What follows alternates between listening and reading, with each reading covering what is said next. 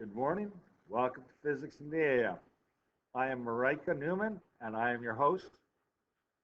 And I'm here to teach you calculus. We talked about projectile motion yesterday. And just think of this as basically throwing things, whether you're throwing it straight off of a high spot, throwing it out horizontally and it falls, or if it's like throwing a football, goes up and down. Those are both projectiles. And we were talking about, I think of this as a simple problem where you're just throwing something horizontal. We left off on this, but let me just retrace our steps here. Stone is thrown horizontally off of a 17 meter per, or at 17 meters per second off the top of a cliff. Since it's thrown horizontally, though, there's no up or down part to its motion. So how long does it take to hit the ground? It's the same amount of time as if I just dropped it straight down off the edge of the cliff. That's an easier problem, so we're going to solve it. In the y-axis, we just use our old school formulas to solve for time. Now, the time it takes to drop straight down, I'm getting my magic marker. The time to go straight down is the same amount of time to do this.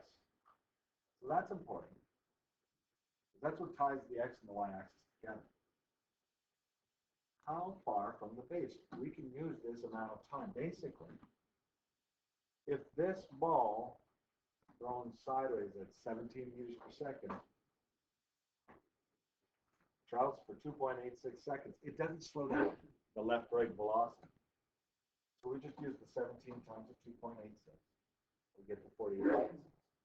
What we didn't do, what is the speed of the stone just as it hits the ground? This is a vector problem, two-dimensional. Jot that down, we'll work it out.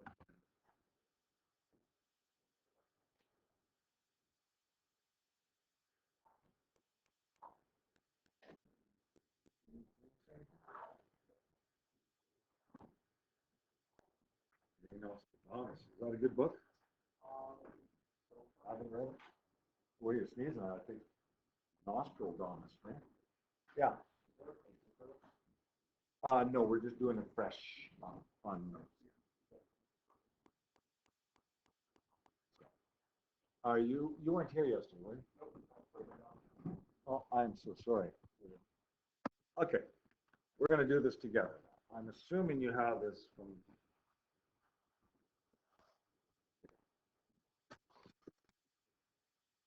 speed of the stone just as it hits the ground. So what we're saying is it travels this path, right? Boom, hits the ground. We know that it has a sideways and x axis speed of 17. It doesn't really slow down. So it's a combination of that and its y-axis speed when it hits the ground. I'm going to draw this out here. Let's say speed or velocity, did I? Oh, luckily not velocity, because then we have also a direction. So I said speed. So as it hits the ground, yeah, I'm making it with an angle that's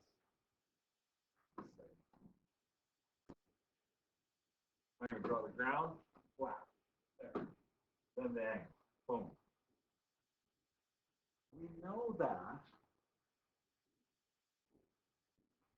some little angle. You got it?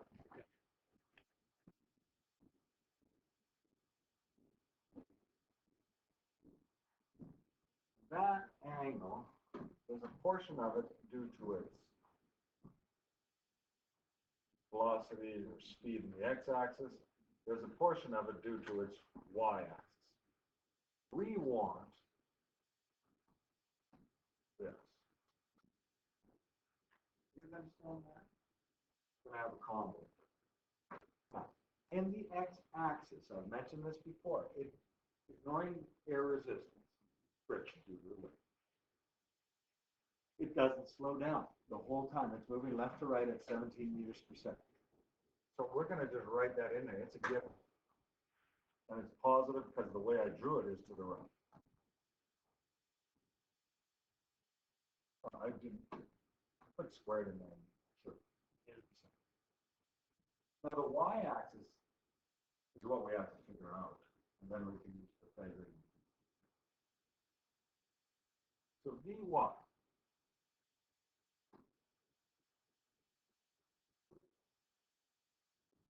we're using the fact that it's going to hit the ground with the same y-axis speed that it would if I dropped it straight down, that component. So, V1, which is equal to, I'm going to just call it V2 in the y-axis. And I'm referring to V2 from one of those formulas. Specifically, I'll use D equals V2 T minus 1/2 A squared. And we have a lot of this figured out time and stuff. Listed from the first question, A time. D was what, negative 40? I forget. Negative 40. 0.86. I'm going to put in our stuff. Negative 40 from above. We want V2. 2.86 minus 1/2. 9.80, but you don't have to get it. Negative 9.80.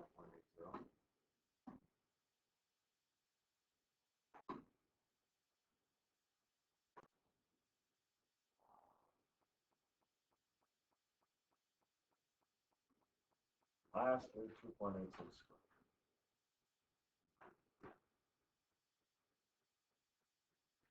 Okay. This is a math problem now.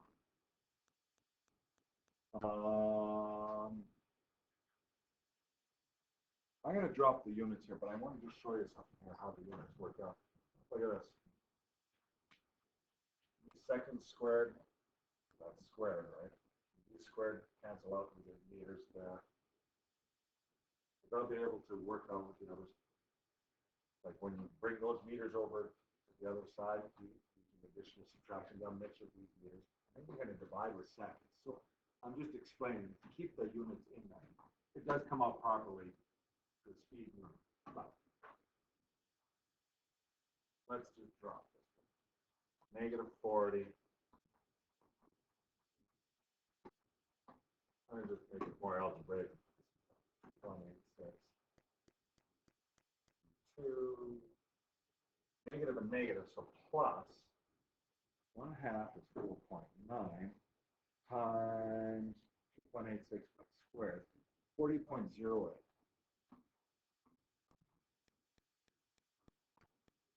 Okay. You know a thing or two about algebra, right? The plus 40.08 has to subtract to the other side. So negative 40 subtract 40.08 is negative 80.08.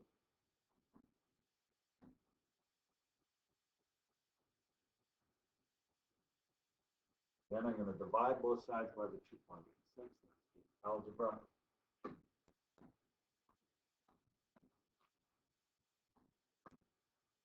Unit-wise, I'm dividing the seconds and we've got meters per second for sure. V2 is equal to 28.0 meters per second.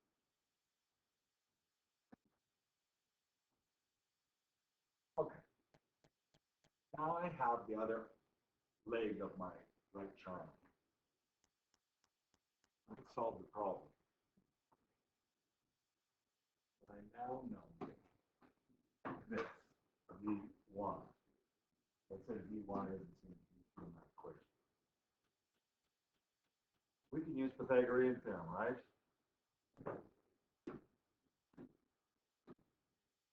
So, V squared is equal to y squared plus x. You're familiar with this. C squared equals a squared plus b squared. And I'm going to just use the square root symbol right away.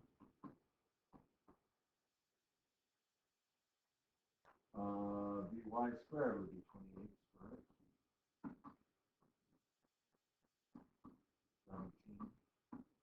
By the way, I dropped something on the, I'm going to put it down in a second. That's actually negative 28, but it's squared, so it doesn't make a difference. I forgot that this is negative, E2 is negative 28. I dropped my negatives. It actually does matter. Because that's giving me the direction down.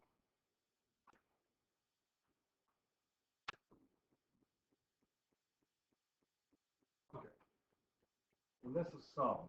That's not broken.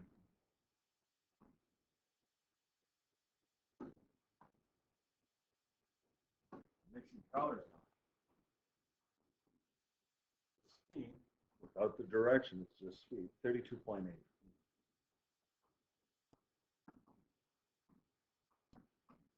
Okay. Now, this is more of a reminder, I guess, of the algebra geometry you have to use. Gosh, that looks like a delicious sandwich. Enjoy every sandwich. That's key to happiness. Okay, I gotta pause for a second or two.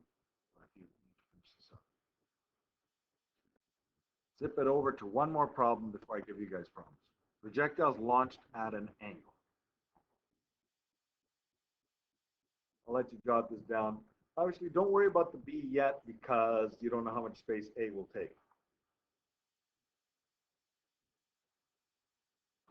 Different beings.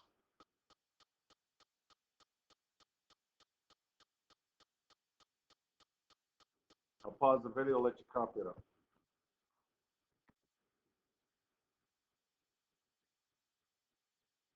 So I think we understand the problem. I'm going to sketch it real quick. Here's my XY axis. Yeah.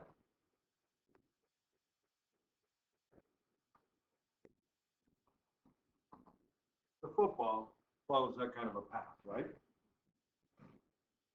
We're told that it's a 40-degree angle. Now, I didn't draw this accurately. 40 degrees. Kicked off like that, right? That's actually looking more like a 60-degree angle the way I drew it, but whatever. And it's at 22 meters per second. Gosh, should have worked. Try again.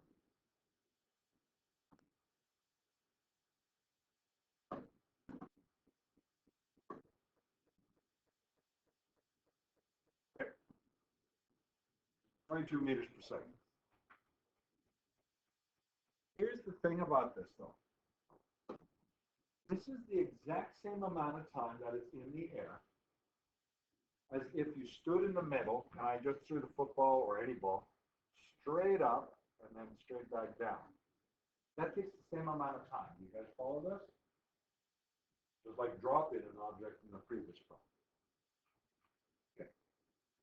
We're going to come back to that because part B will require that thought.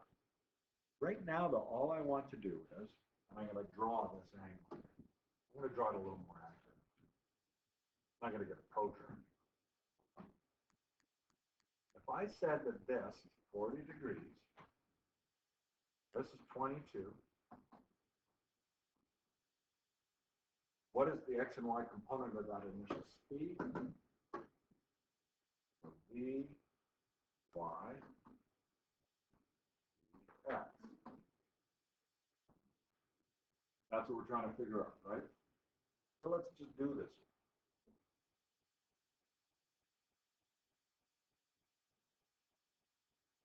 I'm going to be very careful because I know that the up-down motion, the y, slows down as it gets higher and higher. Right? X-Y remains the same, but I'm going to say the 1y with initial. And I'm going to try to solve this, V1y. Based on that right triangle, that's going to be the opposite side from 40, so that's the sine motion. So I'm going to say 22 degrees, or 22 degrees, 22 meters per second times the sine. 40 degrees. Here's a calculator, and I happen to have it done. 14.1 meters per second.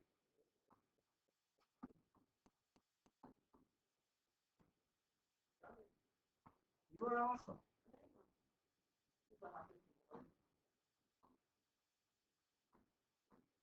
That is recorded.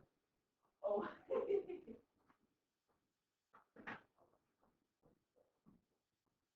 40 degrees above the coast, or 40 degrees, I mean,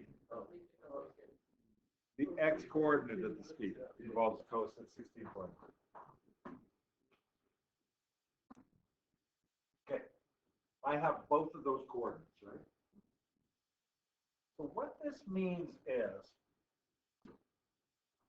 this football, when it's first kicked, has a sideways velocity, x coordinate velocity, 16.9 meters per second. So it's traveling 16.9, 16.9, 16.9, 16.9. It'd be the same as you running, moving at 16.9 meters per second if you can move that fast. Whereas the up-down velocity starts out at 14.1. Then it gets smaller, and eventually it hits 0. And it drops. We know by symmetry, if it left ground level at 14.1, it'll hit the ground straight down with 14.1.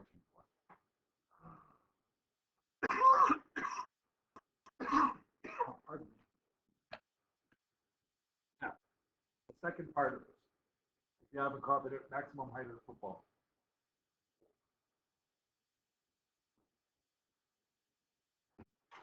what we're going to do is use that fact that it takes the same amount of time for the football to travel that arc as it does if you just stood in the middle and just threw it up with 14.1 meters per second straight up, straight back down. Straight up and straight down is a separate problem, so we're going to consider it. We're going to use that. Say V1 in the y-axis.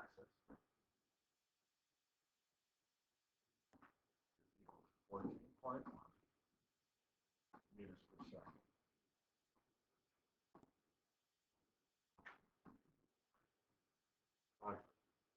We know that the acceleration is due to gravity, so negative 9.80 meters per second. At its maximum height,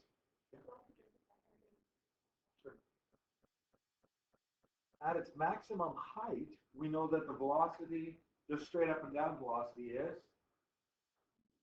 0. So V2. And we don't want time. We want to figure it out, we could. But we want the distances, the displacement.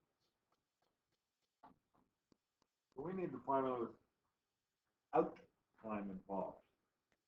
That's V2 squared equals V1 squared plus 280.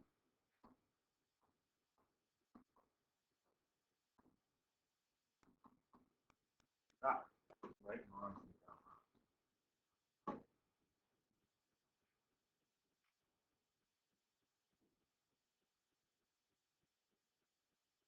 Plug in numbers, we know V2 is 0. So 14.1. I'm going to drop the units. 2 times negative 9.8. And displacement is what we're trying to find. Mathing it out, 198.81.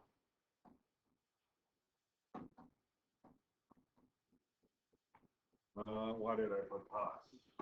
Negative 19.6.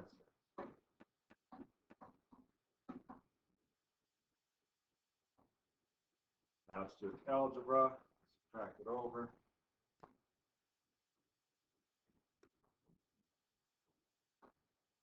And I know I have more significant digits than I need.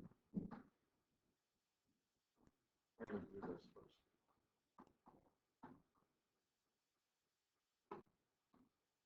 So I subtracted the 198.81 over. But then I was starting to show this. I need to divide both sides. How very good.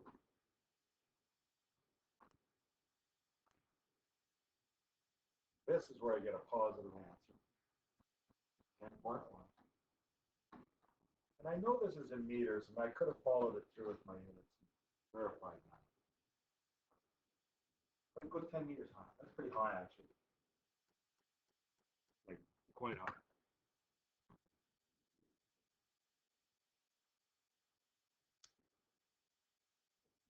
Now, I have problems for you guys. I just push those up.